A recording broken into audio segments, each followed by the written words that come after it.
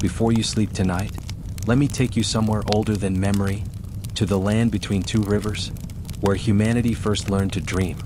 Long before the pyramids, before Rome, before even the word civilization, there were people who built cities out of clay, who counted time by the movement of stars, who looked at the sky and wondered, just like you do.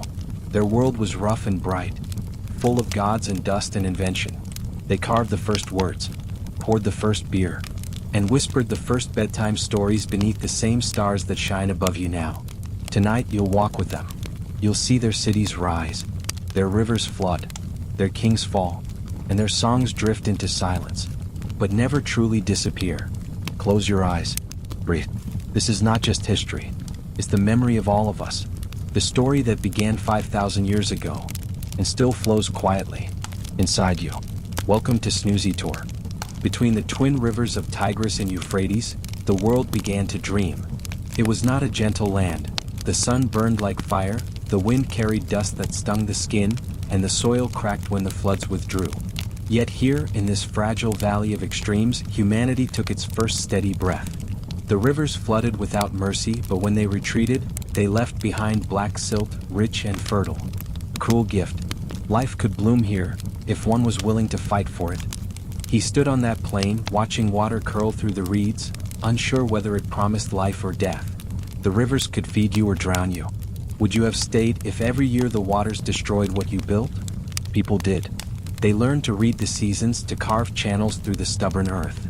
They dug, they carried, they sweated beneath a sky that never cooled. They began to live not as wanderers but as builders, shaping mud into homes and hope into something like permanence. The first villages rose from the dust, little clusters of clay huts surrounded by walls of reed and rope. Each day began with the same ritual: draw water, shape bricks, whisper thanks to the river, and pray that it would be kind next time. At night, when the heat softened and stars spilled across the dark, they sat together, wondering if they had angered the gods. Thunder, wind, flood, all had a voice, and in every whisper of the reeds, they heard something divine. Civilization, it seems, began not with comfort but with fear. Can you imagine it? Living in a world where every shadow might be a god watching? The rivers dictated everything: when to plant, when to harvest, when to flee. Their rhythm became the pulse of the people. They called this place the land between rivers, the Sumer, and themselves the people of Sumer. To live here was to balance between blessing and disaster, to walk the edge of survival and creation. One morning, after a night of heavy rain, the river swelled higher than anyone remembered. Fields vanished beneath brown water. Homes collapsed into the flood. When the water receded, the villagers emerged, shaking and silent, and began again. That was their gift: endurance. No matter what broke, they rebuilt. No matter what drowned, they replanted. Out of exhaustion, something magnificent took root: the idea that effort could shape destiny. In time, they dug deeper canals, linked villages together, formed councils to manage water. A kind of order was born, not from power, but from necessity. People learned that alone they would die, but together they could make the earth obey. From this, the first whispers of civilization stirred. Can you see it? Hundreds of people moving in rhythm, passing baskets of wet clay hand to hand, shouting in the heat, laughter and curses mixing under the same burning sun. They didn't know they were building history. They only wanted to survive the next flood. But even survival has beauty. When dusk came, they rested on rooftops still damp with the day's labor. The horizon turned bronze. The rivers reflected the dying light, calm for once, as if apologizing for their cruelty. Someone began to sing, a wordless hum that drifted across the plain. Others joined. No instruments, no written notes, just voices carried by wind. It was the first music of humankind, fragile, ancient, full of longing. Civilization began not in silence, but in song. The Sumerians would later build temples and ziggurats, cities and laws. But it started here, with rivers that refused to stay still, and people who refused to give up. They were not kings or priests or warriors. They were dreamers with calloused hands. They didn't know they were inventing the future. They only knew they wanted tomorrow. So tonight, as you lie in your own bed, safe, warm, far from those deserts, imagine standing there beside them. Would you have found the courage to stay, to carve life out of the mud and floodwater? Or would you have walked away, believing the world was not yet ready for you? Either way, the rivers kept flowing, and from their whisper, the story of Sumer began. Morning comes softly over the plain. The sun, still low, glows like molten bronze through the mist. The air smells of wet clay and ash, the scent of a city being born. Between river and desert, men and women move like ghosts in the dawn light, shoulders bent beneath baskets of mud. Every wall, every home, every temple begins the same way, with hands pressing earth into form. Clay. The simplest material on earth, and yet it built the first civilization. The people of Sumer shaped it into everything: bricks, jars, altars, even their dreams. They learned that if you mix mud with straw and dry it beneath the sun, it hardens strong enough to stand. It's strange, isn't it? Something soft and fragile can become the foundation of eternity. Do you ever think about what your own hands could build if you had nothing but earth and water? Life in Sumer was harsh. The heat pressed down like a weight. The wind scoured skin raw. Water, the very source of life, was both too much and never enough. Floods could destroy a season's work in an hour, yet drought could starve an entire city. So they began to dig canals, to tame the rivers, to steal back the water that would otherwise consume them. You can almost hear them now, the rhythmic sound of picks striking soil, the splash of water rushing through a new channel, the call of overseers echoing across the fields. It wasn't grand. It wasn't glorious, but it was the beginning of control, humanity's first attempt to shape nature instead of fearing it. Every brick they laid was a prayer, every canal a promise, and sometimes a mistake that taught them more than success ever could. The houses they built were small, 1 or 2 rooms with reed mats on the floor and clay ovens for cooking. The walls breathed heat in the day and cold at night. When the river's voice grew loud in the distance, families huddled together, whispering prayers to keep the flood away. A simple life measured in tasks: fetch water, grind grain, mend nets, patch roofs. Would you survive such a life? A world with no rest, no metal tools, no luxury but shade? Could you find beauty in survival alone? At night, when work was done, the people gathered in courtyards. They shared beer thick as porridge and stories that no one wrote down. Not yet. The elders spoke of the first great flood, of gods that punished and rewarded in equal measure. Children fell asleep to the sound of their parents' voices and the hum of distant frogs rising from the marsh. And in those moments of peace, something profound stirred, the awareness that they were part of something larger than themselves.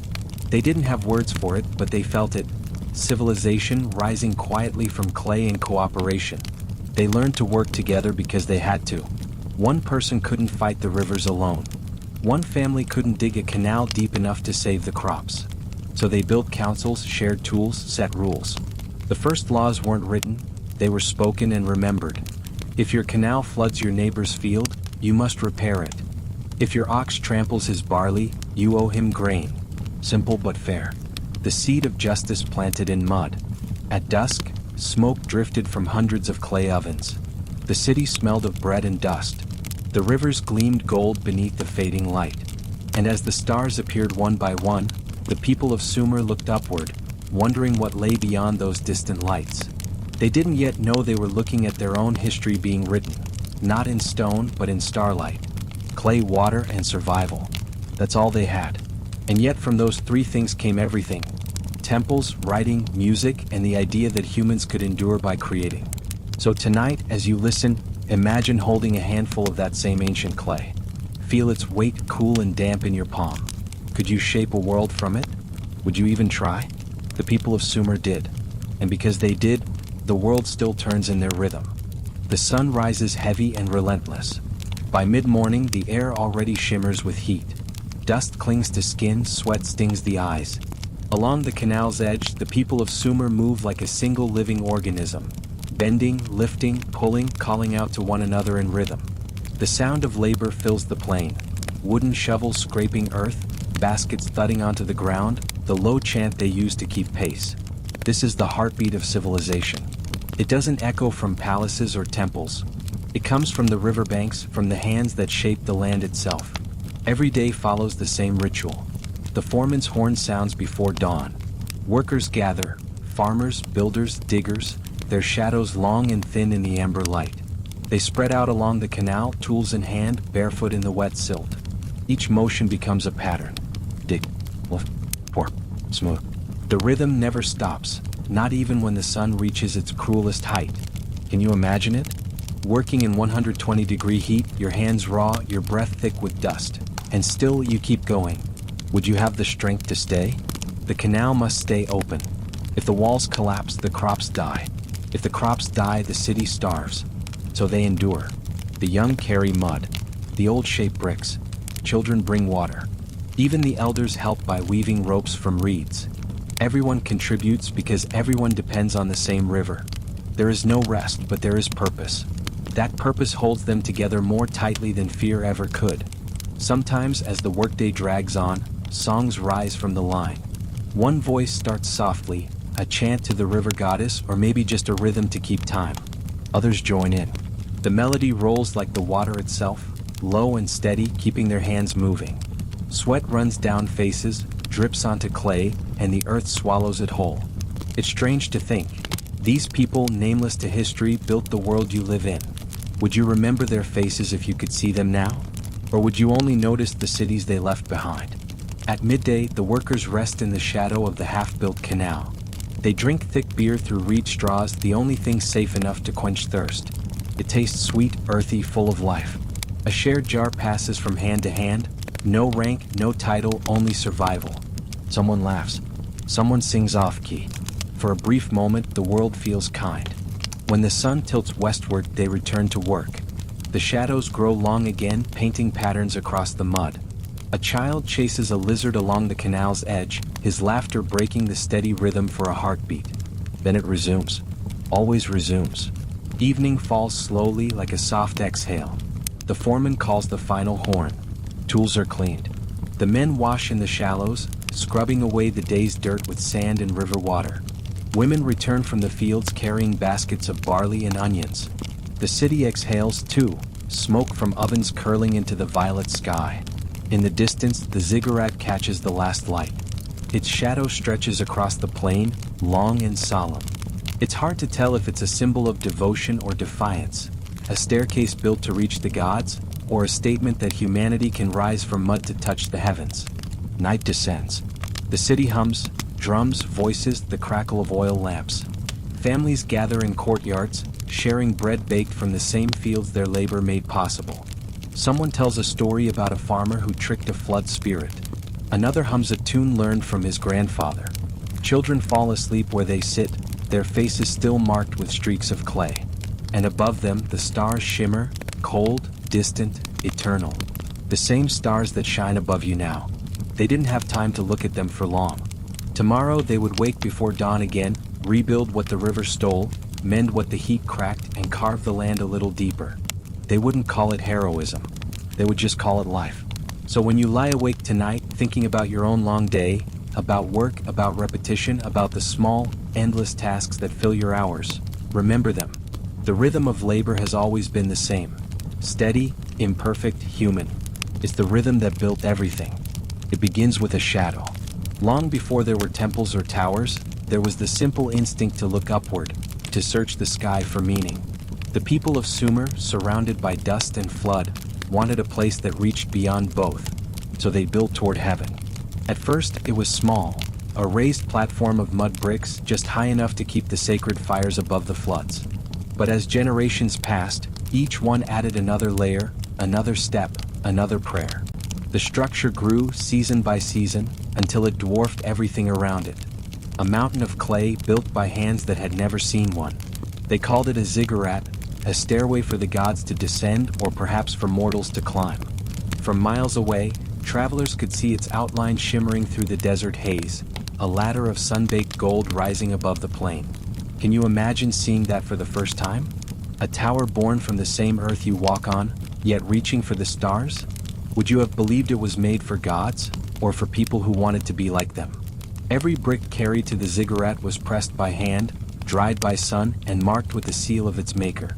Tens of thousands of them, stacked with impossible patience. Workers sang as they lifted baskets of clay.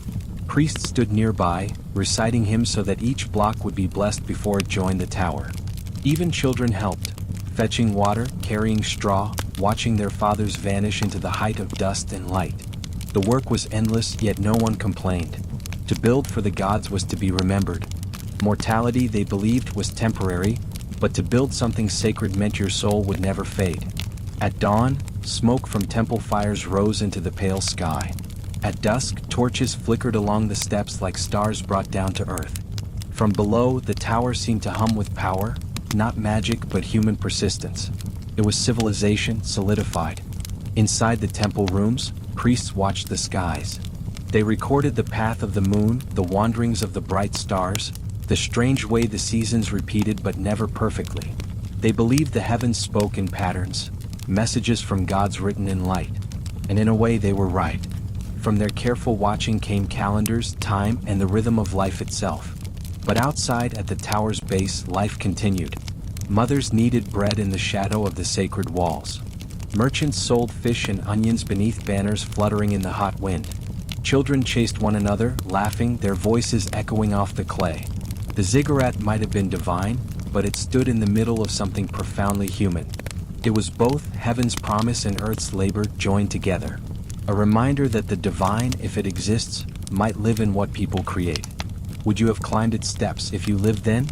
Each level higher, the air thinner, the view expanding until the world seemed small beneath your feet? Or would you have stayed below, content to look up and wonder? As night falls, the ziggurat glows under oil lamps. The river nearby mirrors its reflection, a perfect inverted tower trembling in water. From a distance, you wouldn't know which one was real and which was illusion. Perhaps that was the point. The Sumerians built something that blurred the line between earth and sky. They believed the gods descended along that line. But maybe, just maybe, it was people who learned to climb. The tower's top room, the holy sanctuary, was said to house the spirit of the city's protector god. The priests entered barefoot, carrying offerings of bread, incense, and beer. They whispered names that no one else was allowed to speak. From there, they prayed for the floods to be kind, the crops to grow, and the stars to remain steady in their paths. Outside, the workers rested, exhausted, their bodies coated in clay dust. They couldn't see the gods, but they could see what their hands had made. And that, perhaps, was enough. So tonight, when you see the silhouette of a building glowing against the skyline, a tower, a temple, a monument, remember the first one. Remember the people who built a mountain from mud, not to live in it, but to believe in something greater than themselves. Would you have done the same if all you had were your hands and your faith? The ziggurat still stands in ruins now, but alive in memory, a stairway between what we were and what we became. Before the kings, before the armies, there were the priests. They rose before dawn, walked barefoot through the temple courtyards, and climbed the long steps of the ziggurat with steady reverence. In their hands, they carried offerings, bread baked before sunrise, jugs of beer still warm from fermentation, bowls of sweet dates in oil. Everything that kept life moving below was first given to the heavens above. The priests were the bridge, or so they believed, between the human and the divine. They spoke for the gods, read the skies, and listened to the winds. When the rain didn't come, when floods came too soon, when the moon turned red in the night sky, it was the priests who were asked why. Can you imagine being them? Carrying the fear and hope of an entire city, trying to explain the moods of the universe? Would you have found comfort in the role, or terror? Inside the temple walls, the air was cool and dark. Oil lamps burned with blue flames. Incense hung heavy, filling every breath with sweetness and smoke. The walls shimmered with gold leaf, carvings of divine beasts with human faces, lions with wings, bulls with horns of light. Here the gods had names. Anu, the lord of the sky. Enlil, the master of the winds. Inanna, the fierce and beautiful queen of love and war. Nanna, the moon god who watched the night. Each god ruled an aspect of existence, and each demanded devotion. The priests kept calendars of offerings, lists of rituals, hymns to be sung at precise hours. They believed that if the songs were sung wrong or the order broken, the balance between heaven and earth would shatter. Every morning, a chorus of temple singers began their chants, slow, echoing, endless. The sound drifted out across the city like mist, reaching the workers at their canals, the merchants in the markets, the children at their games. Even those who never stepped inside the temple still lived in its rhythm. Do you ever feel that, the pull of something larger than yourself, a rhythm you can't quite name but still follow? Outside, the people prayed in their own ways. A woman left a small clay figure at the shrine on her street corner, asking for her child's health. A farmer poured beer into the soil before planting seeds, offering a share of the future harvest. A soldier tied a reed charm around his wrist before battle, whispering Inanna's name for courage. Faith in Sumer wasn't separate from life. It was woven into it. The priests watched all of this. They didn't rule by force but by knowledge. They could read omens, the flight of birds, the shape of clouds, the movement of stars. When an eclipse came, the people panicked, believing the moon was being eaten by demons. But the priests knew. They had seen the pattern. They could predict the darkness before it came. So they stood before the crowds and said, "Do not fear. It will pass." And it did. That kind of knowledge was power. Quiet, patient power. It made the temple the heart of every city. At night, when the city slept, the priests stood at the top of the ziggurat watching the sky. They mapped the stars with strings and stones, measuring time by the moon's pulse.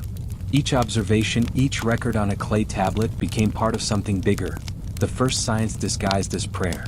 You can almost see them now, robes glowing in torchlight, eyes lifted upward, whispering names of constellations no one remembers. They didn't separate belief from understanding. To them, knowing the heavens was another form of worship.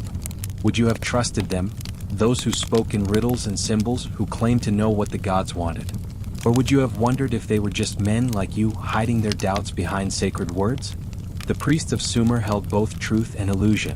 They gave people meaning in a world of chaos, and in doing so, gave birth to order. Their temples became more than places of faith. They became the first libraries, the first schools, the first centers of law and learning. Civilization, it seems, didn't just grow from the earth. It grew from belief. As the stars faded, the priests descended the ziggurat once more, their footsteps echoing softly. Below, the city stirred, fires lit, voices rose, work began again. And above, the gods remained silent, but watching. The city lived because the rivers allowed it to, and the rivers obeyed because of the canal workers. Long before the scribes, before kings carved their names into stone, these men shaped the living veins of the earth. They rose before dawn, when the air was still cool and the horizon was only a pale promise. Their hands were already calloused. Their feet had learned the texture of mud, soft, heavy, alive. They walked in silence toward the water. The morning mist clung to their tunics. The river was still, hiding its power. They knew better. They had seen it rise without warning, turn black with silt, and devour everything it touched. The canals were their answer, narrow channels dug by hand, guiding the chaos into order. Each worker carried a shovel carved from tamarisk wood, worn smooth by years of use. Their tools were simple, but their purpose was sacred. Without them, there would be no crops, no cities, no temples, no civilization at all. Can you imagine carrying the weight of an entire world on your back and no one even remembers your name? They dug in rhythm. The foreman set the pace, 3 strikes, 1 lift, 1 throw. Sweat darkened their shoulders, turned dust into paste. The sound was hypnotic. Shovel against earth, the soft grunt of breath, the rush of water finding new paths. Sometimes songs rose among them, low, wordless tunes that helped the hours pass. There were no kings among the canal workers, no priests to bless their hands. Only the river, indifferent but listening. When the sun climbed high, they paused to drink. Clay jars of beer passed from hand to hand. The foam clung to their lips. One man laughed, another cursed the heat. A boy, too young but strong enough, tried to lift a basket twice his size and stumbled, spilling mud across his legs. The others laughed and helped him up. The work was brutal, but it was shared. In Sumer, labor was community. No one survived alone. Would you have lasted here, in this rhythm of exhaustion and persistence? Could you have found pride in something that erased your name but fed your people? When evening came, the foreman inspected the day's progress. The new canal stretched far across the plain, its edges smooth, its water running clean. The workers stood together in silence, watching it flow. There was satisfaction in that, a beauty not of comfort but of completion. At the edge of the river, an old man knelt, scooped a handful of water and poured it back into the current. A small gesture, a prayer. "Go where you must," he whispered. "But remember who guided you." Then he rose, wiped his hands, and walked home under the red sky. Their homes were modest, reed walls, clay floors, oil lamps flickering against cracked plaster. Dinner was simple, barley bread, onions, dried fish, beer thick enough to chew. But after the meal, laughter filled the courtyards. The workers told stories about the river, about spirits that hid beneath the surface, about a god who once disguised himself as a flood to test their courage. In those stories they found peace. They might never enter the grand temples or speak to the priests, but they knew something divine all the same. Every time the water obeyed their hands, they felt it, that thin line between man and God. Do you ever feel that too? The quiet pride of making something that lasts, even when no one sees it. The moon rose silver on the water. The new canal shimmered like a vein of light. Frogs sang. Somewhere a child's laughter echoed through the night. Civilization slept, safe, sustained by the unseen hands of its builders. Tomorrow they would rise again before dawn, pick up their shovels and keep the river's promise alive. No glory, no fame, just work, rhythmic, endless, vital. Centuries later, kings would carve their victories into stone, priests would write their prayers, and scribes would record every law. But none of them would remember the men who moved the rivers. Their names would vanish, but their work would not. The canals they dug still shimmer beneath modern soil. The rivers still follow their lines.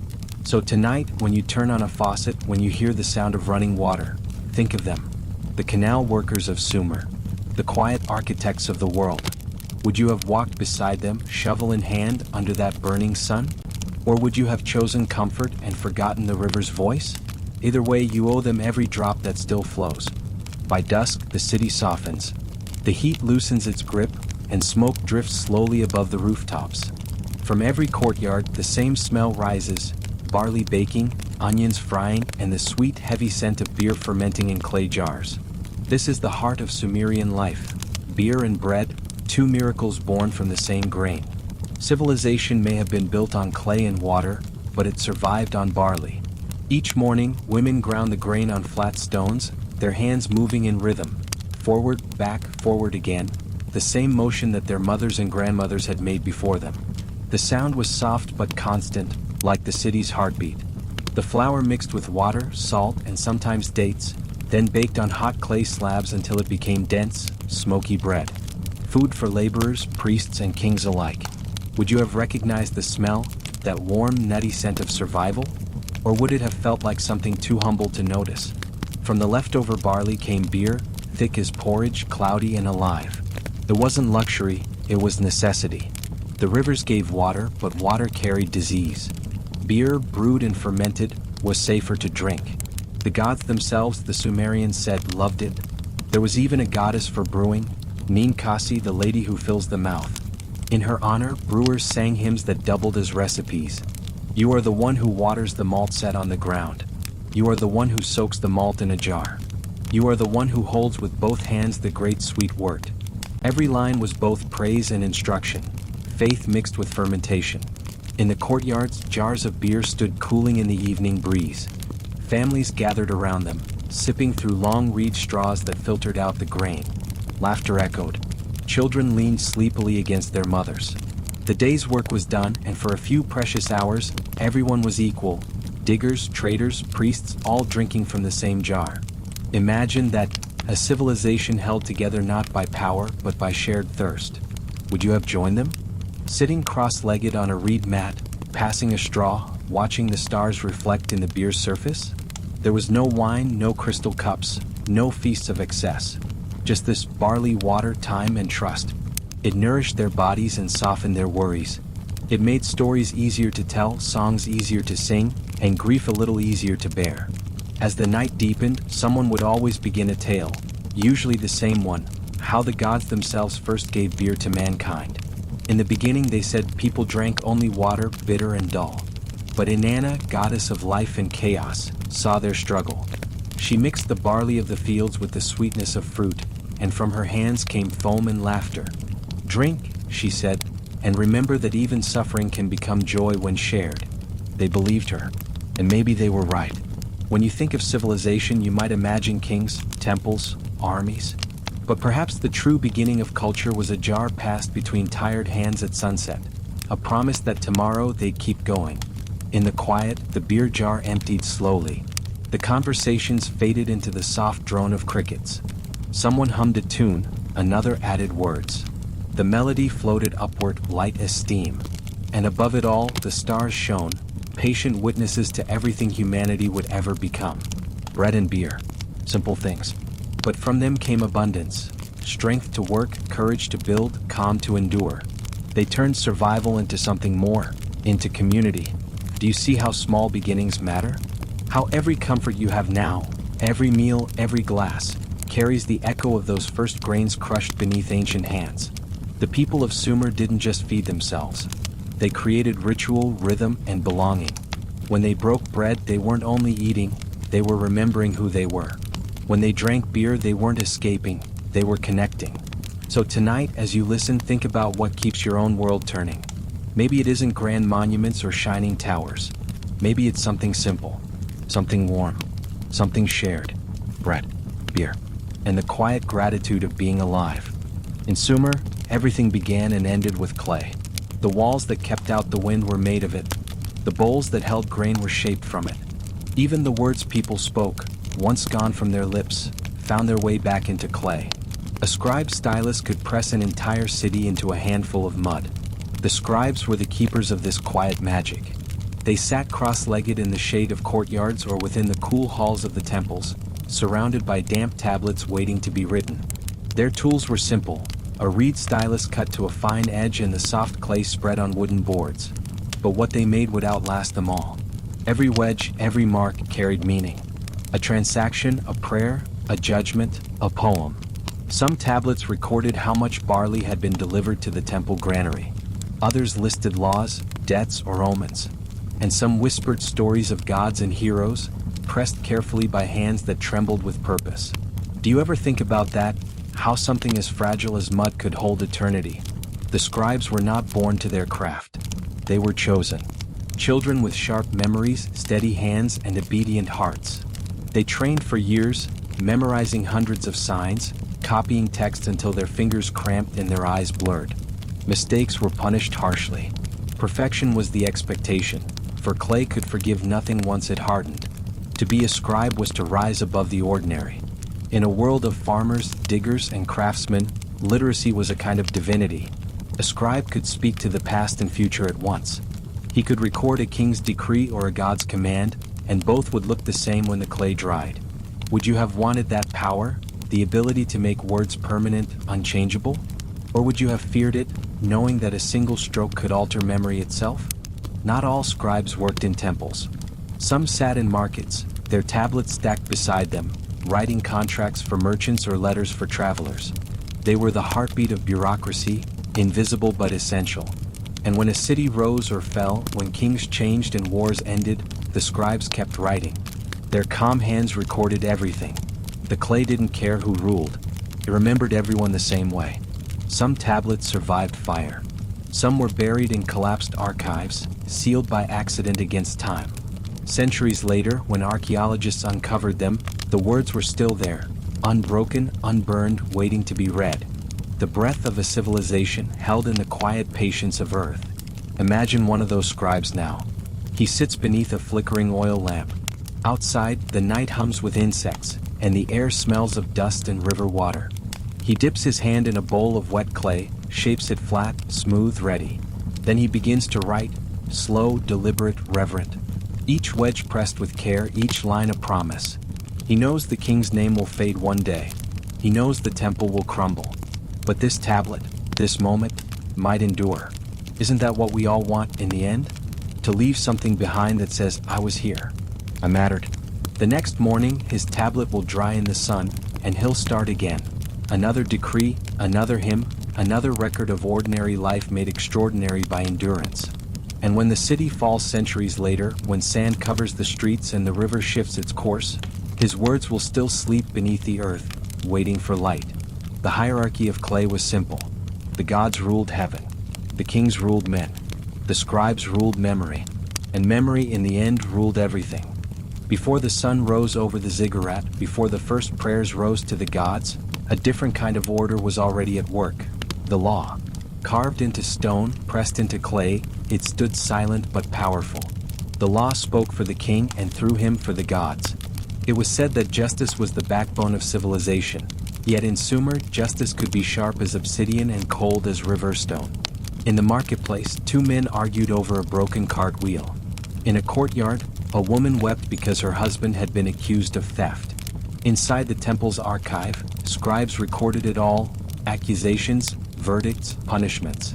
The city thrived not on mercy but on rules. Do you think order brings peace? Or does it merely build prettier cages?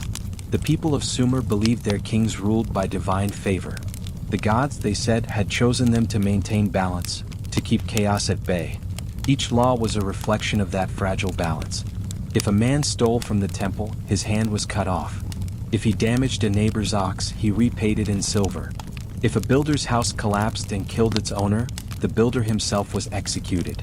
Harsh, yes, but in those laws lay a strange fairness. Every offense had its measure, every wound its price. The scribes pressed these decrees into clay with deliberate precision. The tablets filled shelves, hundreds of them, each one a testament to the king's authority and the people's obedience. They were not laws in the way we think of them now, not about morality but about survival. Would you have obeyed out of respect or fear? The city square was often a theater of justice. The accused stood trembling before the elders. The crowd pressed close, hungry for verdicts. The air was hot, heavy with expectation. Sometimes justice was quick: a lash of a whip, a branding iron, an exile.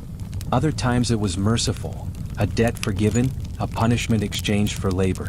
And yet, every sentence carried the same promise: the gods are watching. The king himself rarely appeared. He was more symbol than man, the embodiment of divine order. But when he did, the people knelt low, faces to the ground.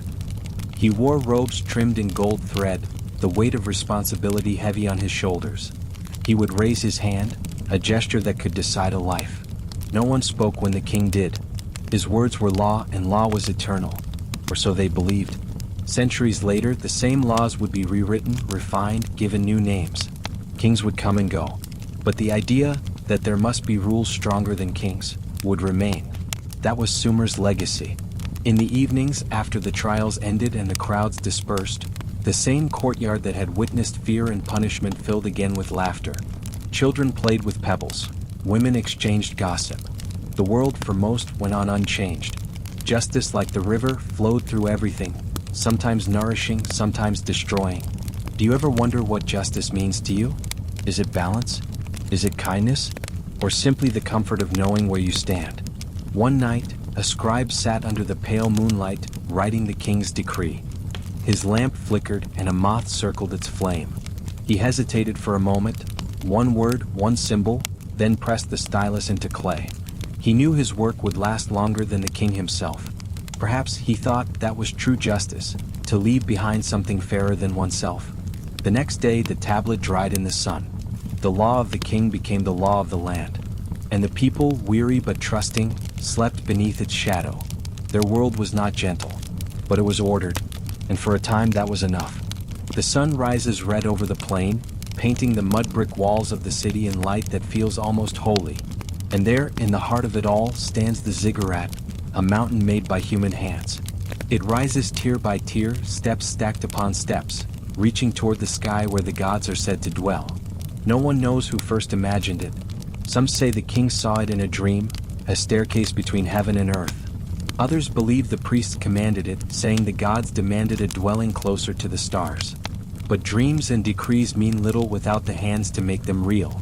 The ziggurat was built by those whose names were never carved into its bricks. They came from every corner of the land: farmers, laborers, slaves, and craftsmen. Men with backs scarred by the sun, women who carried baskets of clay until their arms trembled, children who fetched water to cool the bricks. Every day they climbed its slopes, carrying the earth itself upon their shoulders. Can you imagine that? Lifting the weight of a god's house, stone by stone, and never being allowed to step inside it? The work began before dawn. Fires burned through the night to bake bricks, thousands of them each week. Water from the canal mixed with river silt. Straw was added for strength. The workers' feet sank into the mud as they stomped it flat, singing songs to keep the rhythm steady. When the bricks were ready, they were stacked by hand. Each layer brought the builders a little closer to the sky, and a little further from the ground they knew. The priests watched from below, chanting prayers, sprinkling oil and grain on the fresh walls. The king visited sometimes too, surrounded by guards and incense. He would point upward, proud of what his people had done, though he had never lifted a brick himself. Still, the people didn't hate him. To them, he was part of the same purpose, a thread in the same design. Would you have believed if you stood there that you were building something eternal? Or would you have seen only the blisters on your hands? The ziggurat took decades to finish. Whole generations worked on it, fathers starting what their sons would complete. Each level was dedicated to a different god. At the top, a shrine to the moon god Nana shimmered in silver paint. From there, priests could look down and see the entire city spread out like a map. Canals like veins, courtyards like hearts, streets like arteries feeding life through every district. At night, when the wind cooled the desert and the stars filled the sky, some workers climbed the half-finished steps just to look. They said the view made you feel small and infinite at the same time.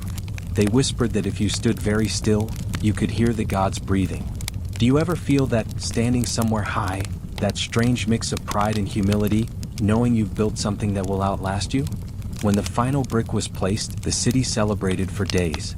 Music filled the streets. Beer flowed like the river itself. The priests declared the gods pleased.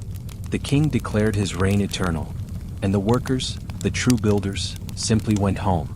They sat in their courtyards, hands still stained with clay, watching smoke rise from the temples they had raised. They had built a mountain that touched the sky, and yet their lives would continue the same as before, digging canals, baking bread, hauling water. But in some quiet way they knew.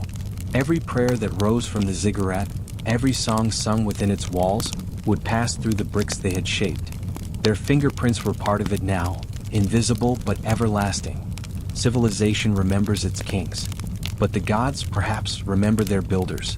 Would you?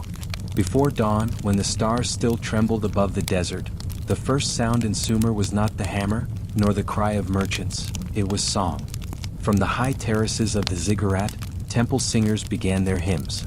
Their voices rose through the pale air like smoke, winding between the courtyards and over the still canals.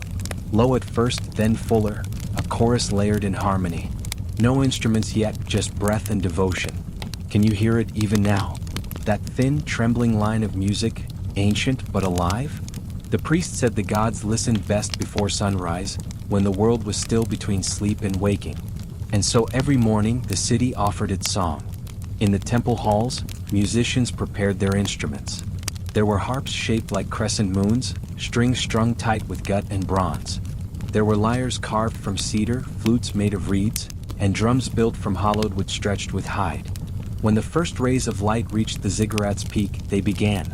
A slow rhythm, steady and patient, the heartbeat of heaven itself. The music filled the courtyards, spilled into the streets, wrapped around the markets. Children paused in their games. Fishermen looked up from the river. For a moment, everyone listened. Would you have stopped too if you heard something so beautiful that even the gods turned their heads? The songs were more than worship. They were memory. Each melody told a story, of creation, of flood, of kings and gods who once walked the earth. They were sung the same way for generations, never written down, only passed from voice to voice. To forget a note was to lose a piece of history. In the evenings, when work was done and the city glowed in lamplight, the same melodies returned, softer now, slower. Families gathered in courtyards. Someone would bring out a small harp, another would hum. And soon, the air shimmered again with the same sacred rhythm that had echoed in the temples that morning. Music belonged to everyone, priests, laborers, merchants, children. It bridged the distance between the divine and the ordinary.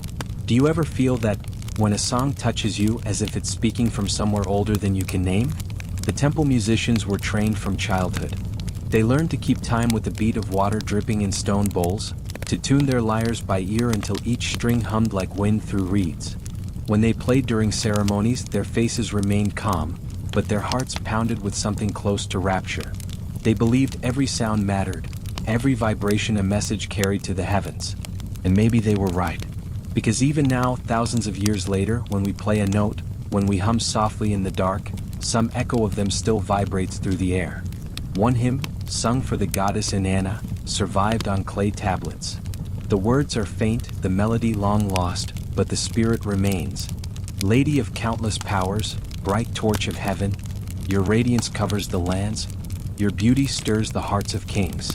The woman who once sang those words is dust now, but her song, her prayer, lingers in fragments, humming across time. Would you have sung if it meant the gods could hear your heart? Would you have dared to raise your voice, knowing it might be carried away forever? As night falls again over the plain, the temple quiets. The last notes fade into the darkness. The musicians pack away their lyres, their fingers sore but satisfied. The priests offer thanks. And the people below, lying on reed mats under starlight, drift into dreams carried by echoes. The songs of the temple are gone from the world. But somewhere in the pulse of the earth, in the rhythm of your own breath, they continue still. You're listening to them now. You just don't know it. By midday, the city wakes completely. The sun stands high, white and merciless, and the air hums with life. This is when the market begins to sing. You follow the crowd through narrow streets, the scent of dust and roasted grain thick in the air. Ahead, the marketplace unfolds, a sea of stalls shaded by reed canopies, their ropes creaking gently in the wind. The noise is soft at first, the clatter of pottery, the shuffle of sandals, the murmur of voices bartering in the Sumerian tongue. Then it swells, laughter, shouts, the rhythm of 1,000 trades being made at once. Can you hear it? The living heartbeat of a civilization built on exchange, not just of goods but of trust. Here, a woman sells baskets woven from date palm fibers. There, a potter displays jars glazed in shades of red and black.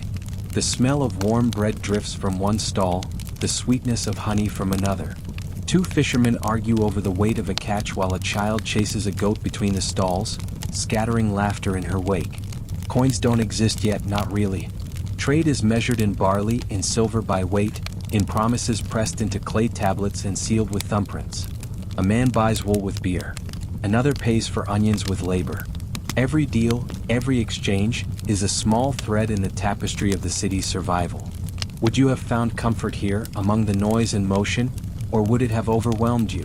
The merchants call out their offers, voices blending into something musical. One sells copper from the mountains of Oman, its gleam catching the sun. Another has lapis lazuli, deep blue and cool to the touch, carried all the way from Afghanistan.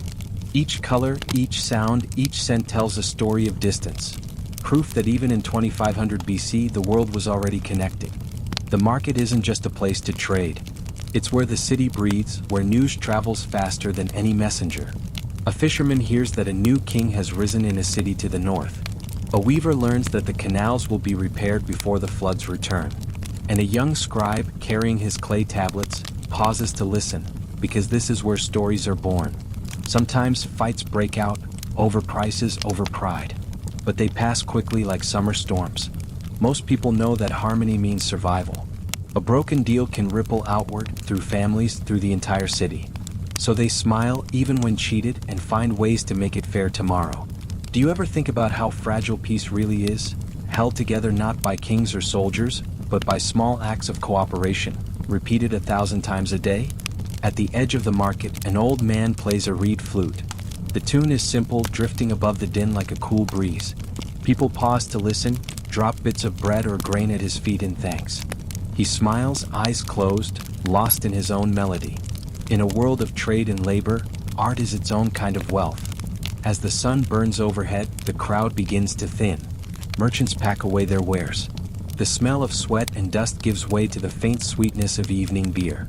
A few linger, mothers haggling for fabric, a boy stealing a date when no one's looking, a priest buying incense for tomorrow's rites. When the last shade collapses and the stones cool again, silence returns to the square.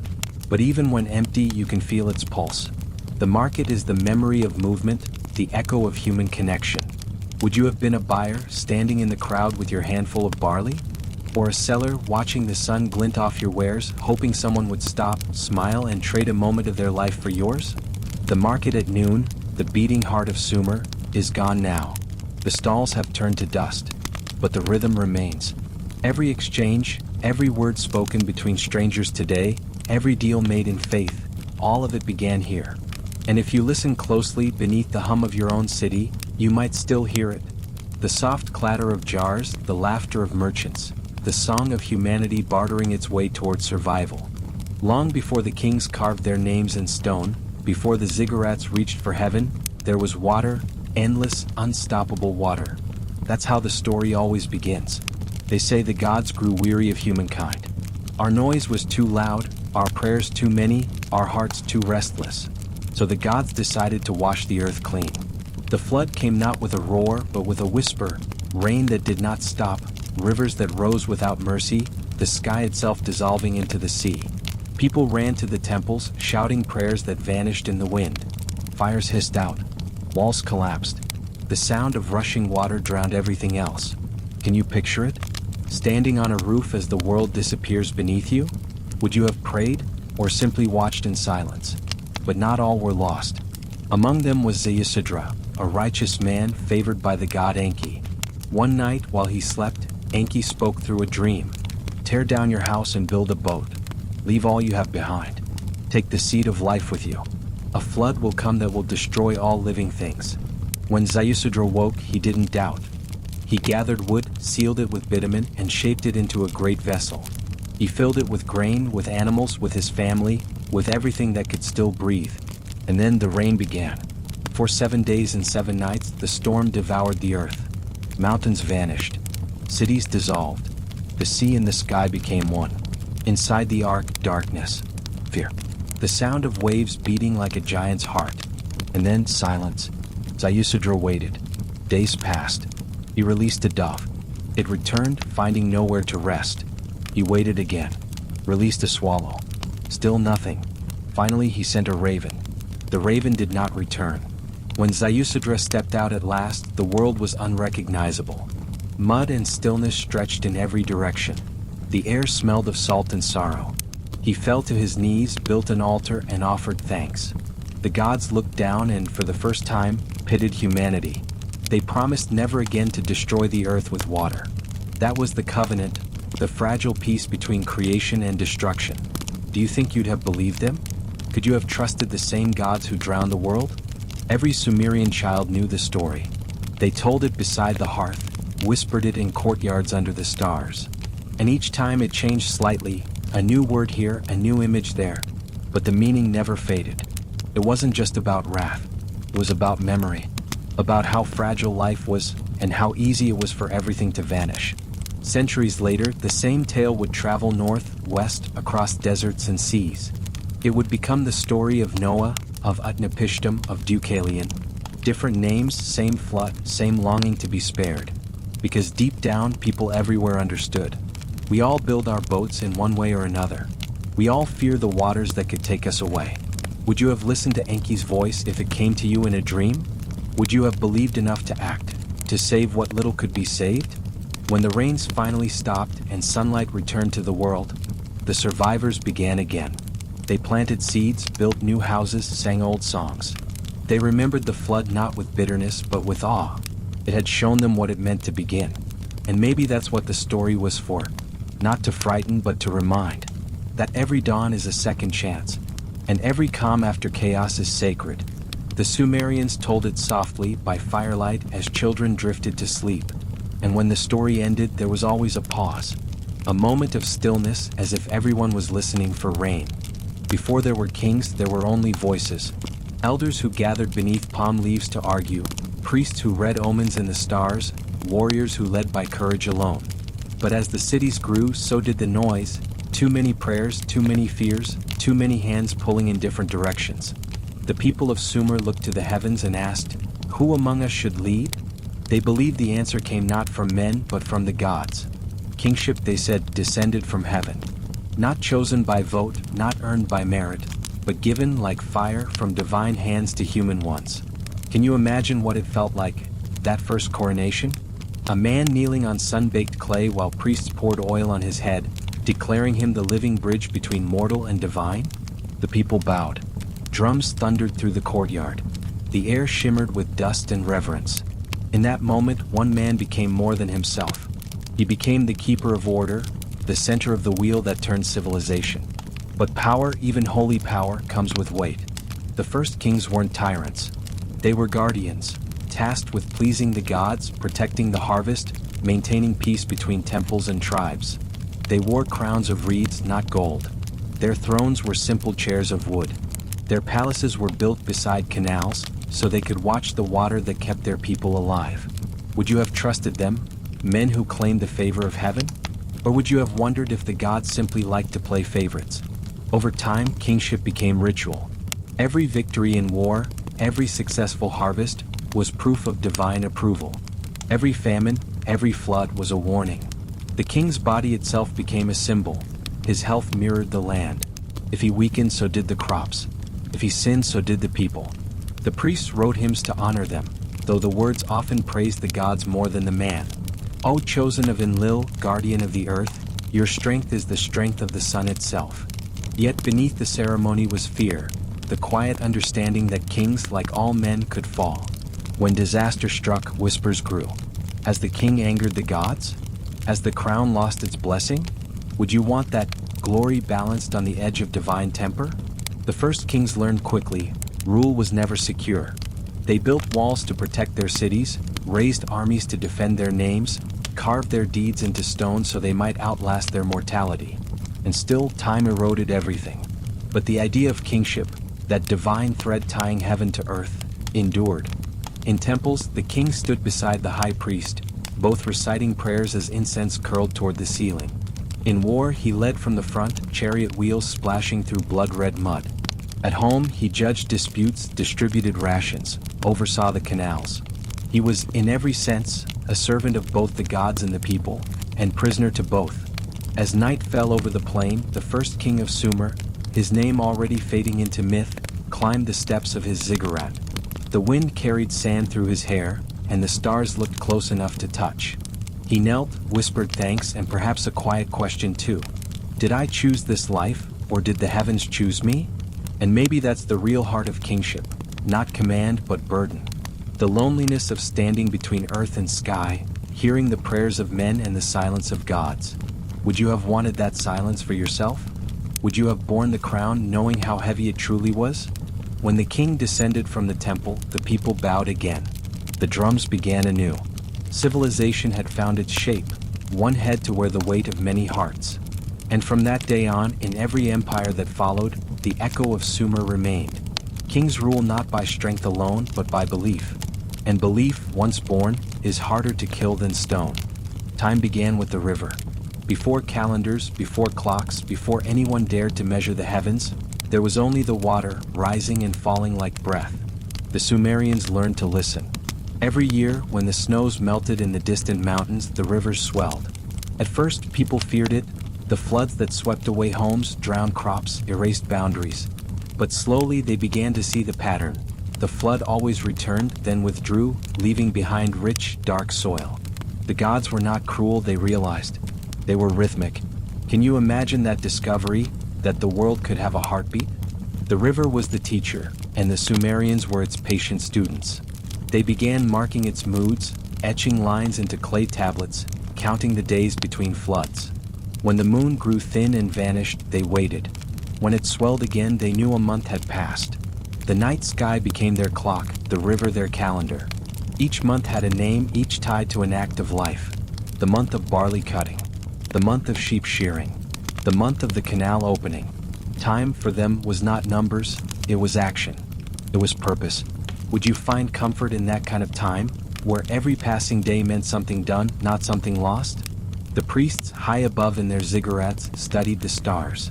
They learned the dance of the moon and sun, how each crossing foretold a season's turn. They built tables of clay, recording the months, predicting eclipses. By knowing the heavens, they learned to rule the earth. Farmers watched the sky too, but in simpler ways. When the constellation of the plow rose before dawn, it was time to sow. When the bull vanished below the horizon, harvest drew near. Their eyes were calendars, their lives clocks set to celestial rhythm. And still, everything came back to the river. When it ran too low, prayers filled the temples, offerings of grain and oil to the god Enki, lord of water and wisdom. When it rose too high, the people gathered on its banks, holding hands, whispering for mercy. They knew too well that the same current that fed them could destroy them.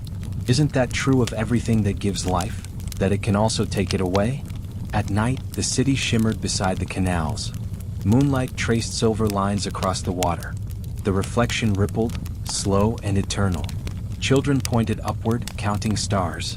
Their fathers counted the days until the next flood. In their minds, the heavens and the earth were not separate. They were mirrors, each reflecting the other's design. One priest, older than the rest, once told his students, "The gods do not speak in words. They speak in cycles. To hear them, you must be patient." And so patience became their wisdom. They measured time not in haste, but in repetition. The return of floods, the rise of the moon, the tilt of the sun. These were the verses of the great song they lived within. Would you have had that patience, to wait for signs instead of demanding answers? To trust that even chaos has its rhythm if you listen long enough? The Sumerians built their calendars not to control time, but to live in harmony with it. They didn't own the seasons. They obeyed them. Their greatest power was not in predicting the future, but in accepting the pattern. When the river finally receded and the fields lay open again, they began anew. Sowing, singing, believing that the gods were satisfied for another year. The river slept. The stars turned. And time, that invisible god, continued its gentle reign. Every city in Sumer began as a dream, and ended with a wall. At first, the walls were small, piles of clay bricks hardened by the sun, circling a few huts, a temple, a well. Then the world grew dangerous. The floods came stronger. The strangers came closer. And so the people built higher. Can you picture it? Hundreds of hands pressing mud into molds, stacking one brick after another beneath the blazing sun. Not for beauty, but for survival. The walls rose slowly, layer upon layer, until they cast long shadows over the plains. To the Sumerians, those walls were more than defense. They were proof. Proof that the gods favored their city. Proof that chaos could be kept out. Outside the walls lay the unknown. Sand, wilderness, raiders, ghosts of forgotten towns. Inside lay life. Canals that glittered like veins, markets that sang, children laughing beneath the smell of baked bread. The wall was the line between chaos and order, between death and civilization. Would you have felt safe behind it? Or trapped by it? Each morning, the gatekeepers opened the great doors of timber and bronze. Merchants poured in with donkeys and carts. The guards watched, their spears gleaming, their eyes heavy with the knowledge that peace never lasted long. Because walls, once built, always invite challenge. From the fields beyond came rumors. Rival kings, hungry nomads, armies gathering by the river. The city prepared. More bricks, more towers, and higher still rose the walls. The people began to believe that strength was measured in height. The taller the wall, the safer the soul. But the old ones knew better. They remembered when there were no walls, when villages traded freely, when the river flowed unguarded. They whispered that every brick was a prayer made from fear. Do you ever build walls like that around your own life? Not of clay or stone, but of silence and caution, to keep the world out, to keep your heart safe? And do they work? The kings of Sumer carved their victories on the walls. Lions slain, enemies conquered, gods smiling above. Every brick became a story, every gate a monument to glory. But when the night fell, even kings lay awake, listening to the wind brush against the ramparts, wondering what waited in the dark. Inside, torches flickered. The guards paced. A mother told her children that the walls would hold, that no harm could reach them. Outside, unseen, someone else whispered a different prayer, for rain, for freedom, for the wall to fall. Centuries later, the same pattern would repeat. Cities rising, walls climbing, then crumbling into dust. Uruk, Lagash, Kish, each proud, each fortified, each eventually silent. Because no wall, no matter how thick, can outlast time. The archaeologists who found them thousands of years later stood among the ruins, touching the same clay with their fingertips. They said the walls still felt warm, as if they remembered the hands that built them. Would you have left your mark on one of those bricks? A fingerprint, a name, a symbol, just to say I was here, I helped keep the world together for a little while? The Sumerians did. Each brick bore the seal of its maker, pressed by thumb or stylus, a small act of immortality. Their walls might have fallen, but their touch remained. At sunset, when the city gates closed, the walls glowed red with light. Drums echoed from the ziggurat, and for a brief moment, the people believed they were safe, that the gods would keep watch, that the night would pass quietly. Sometimes it did, sometimes it didn't, but still they built, because to build a wall was to declare hope, that tomorrow life would still be worth protecting. It always begins the same way. A whisper on the wind, a rumor carried through the marketplace, a caravan that does not return. The first wars of Sumer were not fought for glory. They began over water. The narrow canals that fed the fields, the difference between life and hunger. One city would dam the river, and another would dry. One priest would claim the gods favored his harvest, and another would call it blasphemy. Soon the drums began to sound. Can you hear them now? Low, heavy, echoing through the plain. The heartbeat of a world learning how to destroy itself. The soldiers were farmers only weeks before. Their hands that once lifted plows now gripped spears. Donkeys pulled the first war carts. 2 wheels, wooden frames creaking across the dust. The Sumerians called it the chariot, but it was more like a thunderous promise. We can move faster, strike harder, fear less. Behind them marched ranks of men with copper helmets, shields of woven reed and leather, eyes narrowed against the sun. The king rode in front, his robes traded for armor, his prayers replaced by command. Would you have followed him, believing his war was the will of the gods? Or would you have stayed behind, wondering why men always find reasons to fight?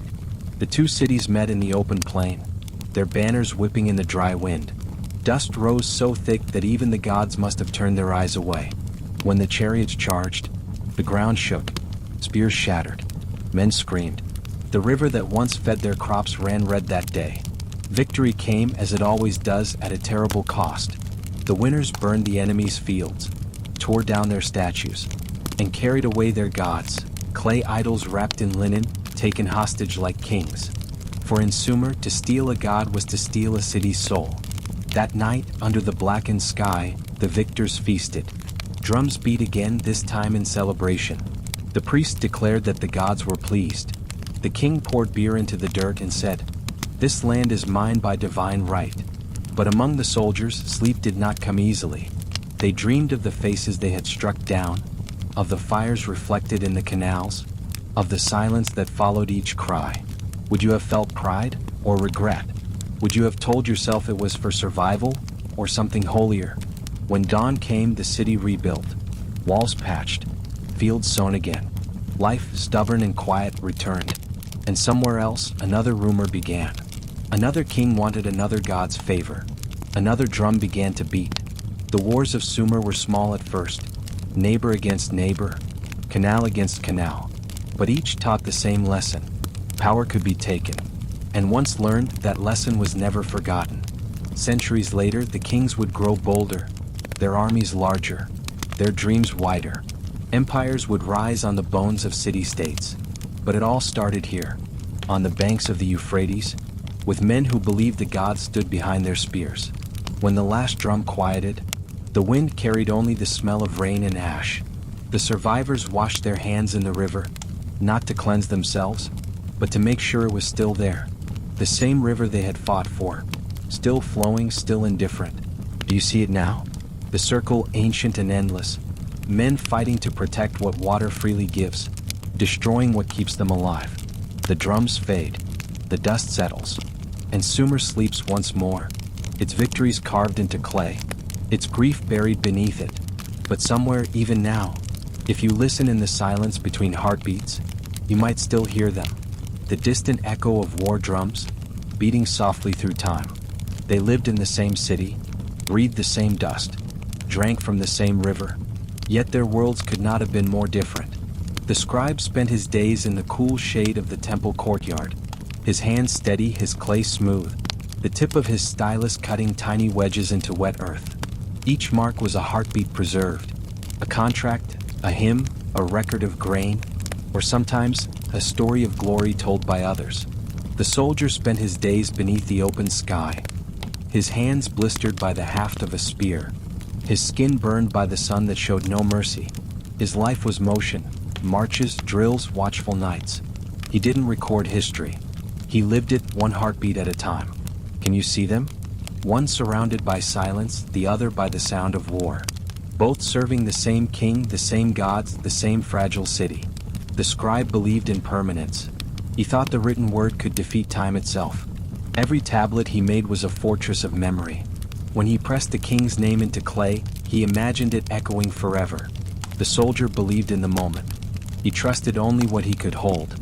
His weapon, his brothers, the breath before a strike. Tomorrow was not promised, and eternity was someone else's concern. Would you have chosen the pen or the blade? To carve truth into clay, or to carve survival into flesh. Sometimes their paths crossed. After a battle, the scribe was called to record the victory. He sat beside the king, listening as soldiers shouted their triumphs.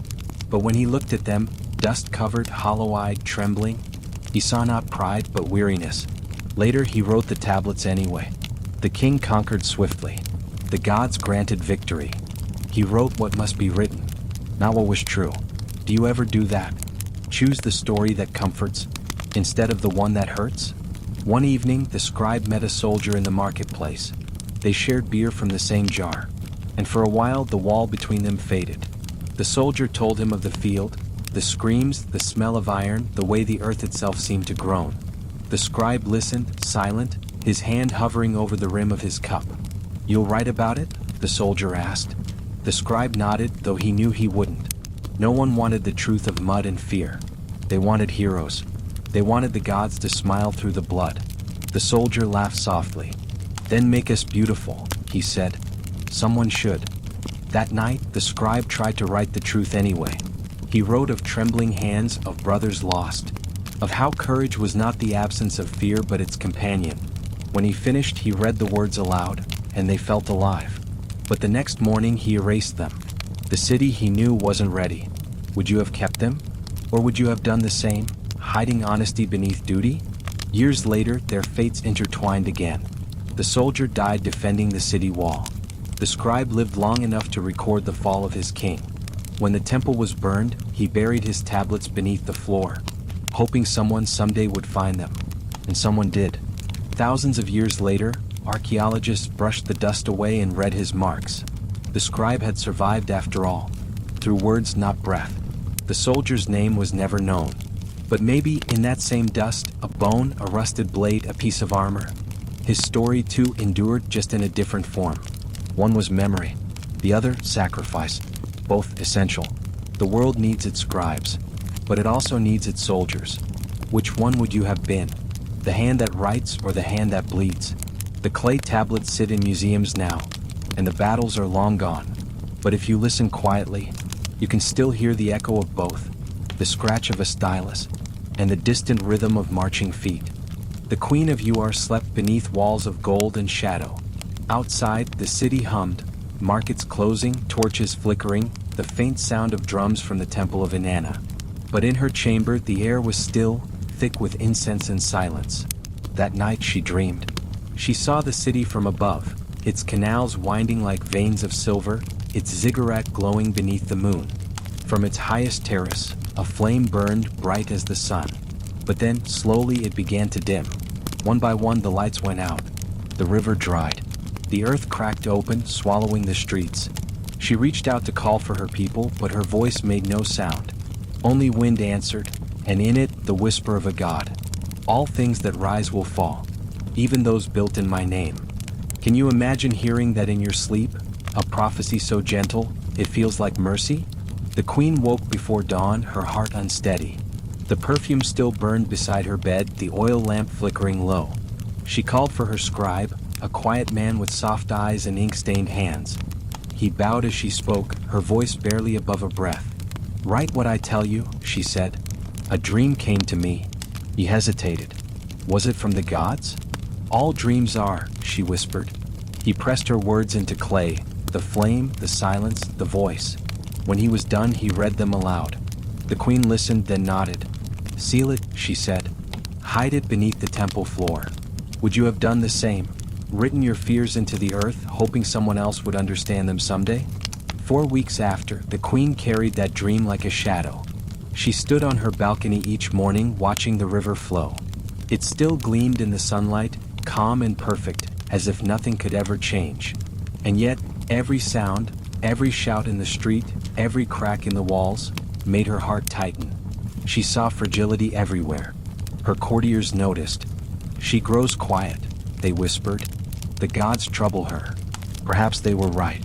Perhaps it was not madness but vision. The gods, after all, spoke rarely and cruelly, but they spoke the truth. Do you ever sense it too?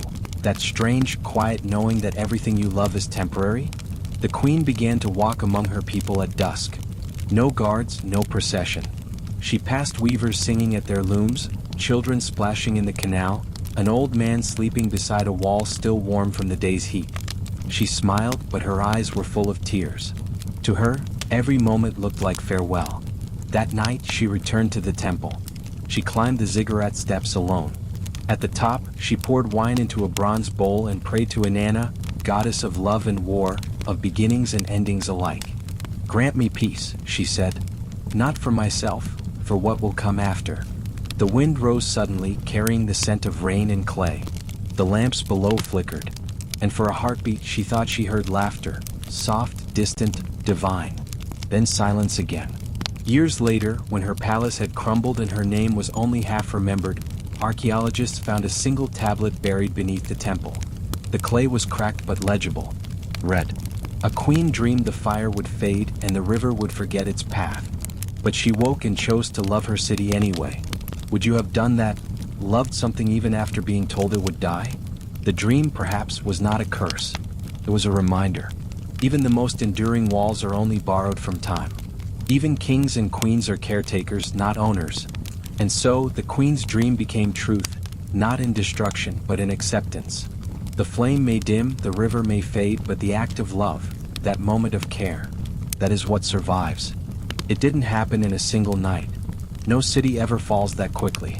It begins with whispers, a missing caravan, a late harvest, a rumor of armies gathering beyond the dunes.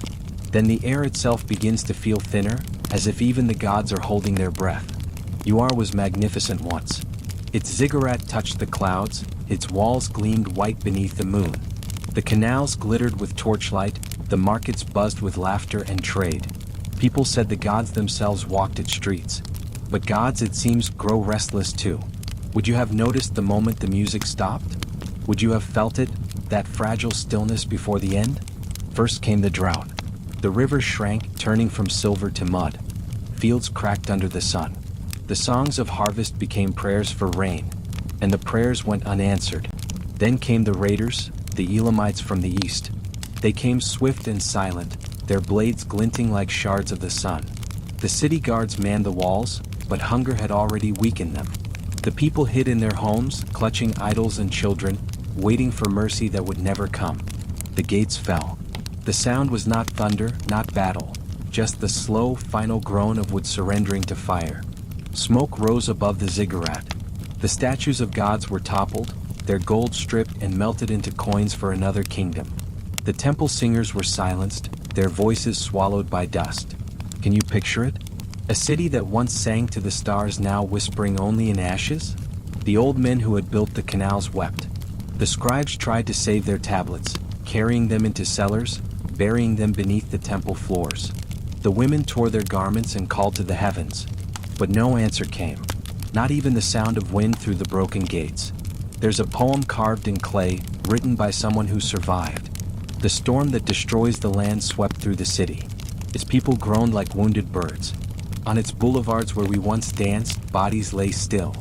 Would you have stayed to defend it, or fled into the desert and never looked back? The king of Uar was taken in chains. His crown, once kissed by priests, was thrown into the dust. The ziggurat burned for 7 nights before the flames finally died. When the smoke cleared, the gods were gone. Or maybe they were simply silent, as they had been all along. Yet even in ruin, Uar did not vanish. The canals were buried, but not forgotten. The clay tablets, blackened by fire, survived. And centuries later, hands would lift them again, reading the words of those who refused to be erased. Isn't that how all endings are? Loud for a moment, quiet forever, yet somehow still echoing through time? The people who lived through it did what people always do. They rebuilt somewhere else. They carried their stories, their songs, their gods, even their grief, to new cities with new names. They said the gods had turned away from Uar, but perhaps the truth was simpler. Perhaps the gods had moved with them. Would you have believed that divinity can travel, carried not in temples but in hearts? The ruins of Uar still stand today. The ziggurat has been restored, its base solid again, though the top is lost to history. If you stand there at dusk, when the air cools and the shadows stretch long, you can almost hear it, the faint hum of life that once filled those walls. And maybe, just maybe, you'll feel what the queen once dreamed, that everything beautiful must end. But ending is not the same as being forgotten. Uar fell. but its dust became memory. And memory, like the river, always finds a way to flow again. Long after the smoke faded from Uar's walls, long after the gods were forgotten and their names turned to dust, the clay remained. It waited, buried under sand, pressed beneath broken bricks, sleeping quietly while kingdoms rose and fell above it. Empires came and went like waves, but the tablets stayed, holding their breath for millennia. Imagine that. Something as fragile as clay surviving when palaces could not. Would you have guessed that the softest thing could outlast stone? Each tablet was a voice, a message from a hand that once trembled with life. Scribes had written them by oil light, their styluses clicking softly like rain on earth. Contracts, prayers, poems, ledgers. All the small things that made a civilization breathe. When the world forgot Sumer, the clay did not. It remembered every number, every hymn, every name. It remembered love letters and tax records, wages of workers and pleas to the gods. It remembered how humans once tried to make order out of chaos. Do you ever think about what you'll leave behind? What small trace might whisper that you were here? Centuries passed. Dust became dunes. The rivers shifted, and the desert claimed what was left. But under the silence, beneath layers of time and heat, those tablets endured. Then one day hands found them again. Foreign hands, explorers with sunburned faces and careful brushes. They knelt in the dirt and uncovered stories older than their languages. They held in their palms the thoughts of the first city builders, the first dreamers of law, the first keepers of time. Can you picture that moment? A man crouched in the ruins, reading marks pressed by another man. 5,000 years before him. Two minds meeting across eternity. The archaeologists didn't understand at first. The symbols looked like bird tracks, a secret script carved by rain and accident. But patience turned confusion into awe. Slowly, the voices of Sumer returned. Not as ghosts, but as teachers. They spoke of mathematics, of geometry and trade, of how to measure a field or count a day. They spoke of gods who loved and punished, of kings who built and fell, of families who worked and hoped. They spoke of us, because we are still them. Isn't it strange? How the words of the dead can remind the living who they are. The legacy of clay is not just what it holds, but what it proves. That knowledge can survive the ruin of its makers. That ideas, once written, can walk on without their creators. The scribes of Uar believed they were serving gods. They didn't know they were also serving the future. Every mark they pressed was a bridge, a narrow path across the flood of forgetting. And here you are, crossing that bridge now, listening to their echoes in a voice that drifts through your headphones. Isn't that beautiful? That their hands, long turned to dust, still reach out to you tonight? The clay never lied. It simply waited for someone to listen. And in listening we honor them. Not as relics of the past, but as companions in the same endless story. The story of people who wanted to be remembered and found a way to be. So the next time you hold a book or tap a screen, remember the clay. Remember the hands that began it all. The quiet scribes, the dreamers of Uar.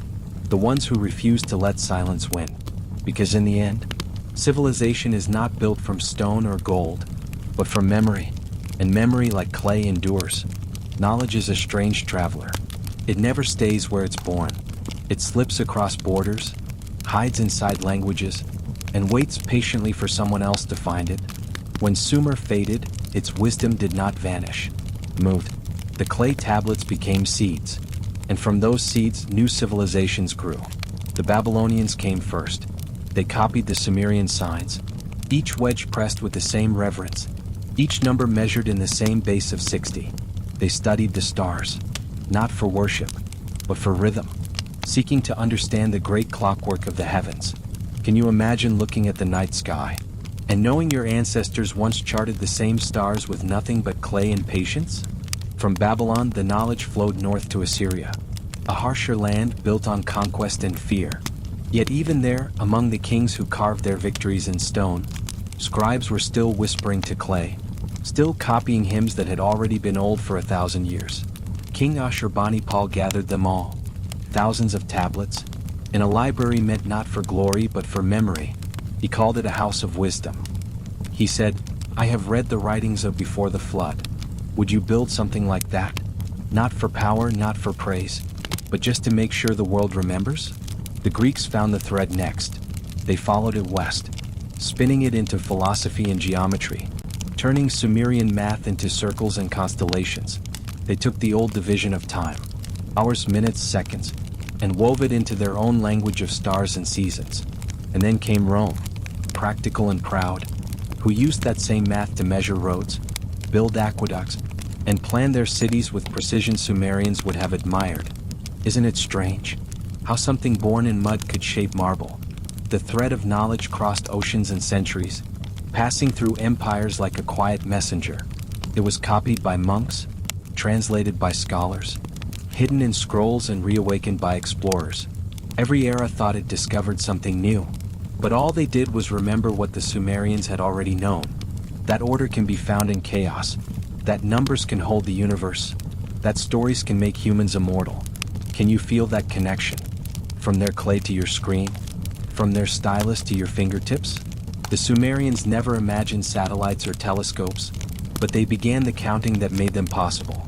They never dreamed of libraries that spanned the world, but they invented writing, the first language of permanence. And so the thread continues, woven through your daily life in invisible ways. Every time you look at a clock, you're reading their mathematics. Every time you read or write, you're echoing their invention. Every time you wonder about the stars, you're sharing their ancient awe. Doesn't that make you pause? To think how much of you is built from those who came before? The thread of knowledge is not delicate. It may fray, but it never breaks. It stretches through war, through silence, through centuries of forgetting, and still finds its way back to human hands. And now, tonight, as you listen in the stillness, you are part of that same thread. Another mind connected by memory to the first dreamers of civilization. So rest easy. You are not alone in time. You are woven into it. Long before kings carved their names into stone, before scribes pressed words into clay, there were voices. Soft voices, low and steady, rising and falling with the crackle of firelight.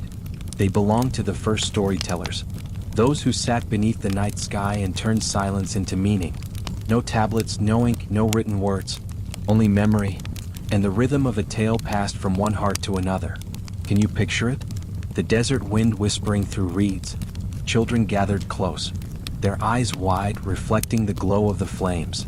The storyteller leans forward, his voice carrying not just a story, but a kind of magic. He tells of the gods who shaped rivers, of floods that cleansed and renewed, of stars that were once lovers cast into the sky. He tells of heroes who defied fate, and of people, ordinary, fragile, who dared to build something lasting in the dust. Would you have listened too, letting your heartbeat match the rhythm of his words? These early tales weren't just entertainment, they were memory. They carried lessons about survival, kindness, the will to endure. Each story was a vessel, a way to hold truth without needing to name it. And the people of Sumer, the first city dwellers, they understood the power of story. Their myths weren't written to explain the world. They were written to feel it, to make sense of joy and grief, love and loss, the things too vast to fit into reason alone.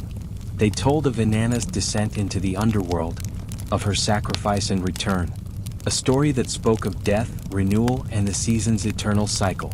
They told of Gilgamesh, the restless king who sought immortality and found meaning in mortality instead. They told of floods, of gods, of stars, each tale a mirror for the human soul. Do you see how even now, we still tell those same stories, only with new names, new places, new skies above us? The storyteller's voice would fade, and in its place came silence, soft and heavy, a silence where the mind wandered freely. People would lie down on their reed mats, their faces turned toward the night, dreaming the rest of the story themselves. Maybe that's what storytelling really is, a shared dream, passed from voice to voice, generation to generation. Would you have been the listener, or the one who spoke? Sometimes the storytellers were women, their songs woven into the rhythm of grinding grain, or whispered to babies falling asleep in the heat of the afternoon. Sometimes they were priests, chanting myths so old that even the gods seemed to pause to listen. And sometimes they were just ordinary people, tired workers, farmers, soldiers, trying to remember why life was still worth living. Those were the first storytellers, the ones who gave the world its first dreams. Their words drifted through centuries, changing shape but never disappearing. When writing came, the stories followed, etched into clay, then onto papyrus, parchment, and paper. And now here you are, listening in the dark, hearing echoes of their same firelit voices. Isn't that something? 5,000 years gone, and still the same hunger for story, the same comfort in a voice that says, "You are not alone in this world." The first storytellers didn't seek fame. They sought connection, and in doing so they built bridges across time. So tonight, as you drift towards sleep, remember them, those who turned silence into wonder, dust into memory, and fear into something beautiful. Their gift was simple, to remind us that even when everything fades, stories remain. The stars above Mesopotamia are long gone now, their light scattered into the endless dark, but their reflections remain. In rivers, in memory, in you. The story of Sumer has ended, but endings, if you listen closely, are only quiet beginnings wearing different names. Once, a scribe pressed a stylus into clay. Now, your fingers trace glass. Different tools, same impulse. To remember, to speak, to make something last. Isn't that beautiful? 5,000 years apart, and still the same heartbeat beneath our hands. The Sumerians dreamed of permanence, and in their way they found it. Not through their kings, not through their cities, but through their creations, through the wheel that still turns, the numbers that still count, the words that still mean something. They didn't build for eternity, they built for tomorrow. And somehow, tomorrow became us. Can you feel them even now? The canal diggers, the musicians, the mothers, the storytellers under starlight, the scribes bent over damp clay, all whispering softly through time. We were here. We mattered. You carry them with you. Every moment of order, every act of care, every question that reaches toward the unknown. It's the same flame they once tended in the dark. Do you ever think about how long that flame has burned? From the first spark of firelight to the blue glow of a screen, the same desire endures. To connect, to create, to continue. The Sumerians built canals. You build networks. They mapped the heavens with stars. You map them with satellites. Different shapes, same dream. To understand the world and find your place in it. Maybe that's what civilization really is. Not cities, not kings, but the quiet agreement between strangers to make something greater than themselves.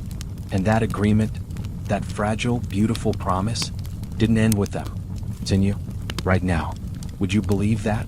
That you're part of the same long chain of effort and wonder? The reeds they slept on are gone. The temples have fallen. But the spirit, the need to build, to tell, to care, still hums in our blood. It hums in the hum of machines, in the quiet of libraries, in the way we still look up at the sky and wonder who's looking back. The Sumerians dreamed of immortality through their gods. They found it instead through us, through you. So tonight, as you rest, let that thought settle over you like a warm blanket. You are not separate from history. You are its continuation.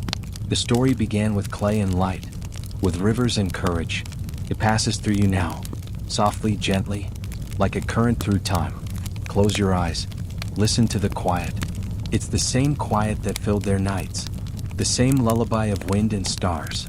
And somewhere across the distance of millennia, they rest too, dreaming of the future that became your present, dreaming of a world that remembers them kindly, dreaming, perhaps, of you.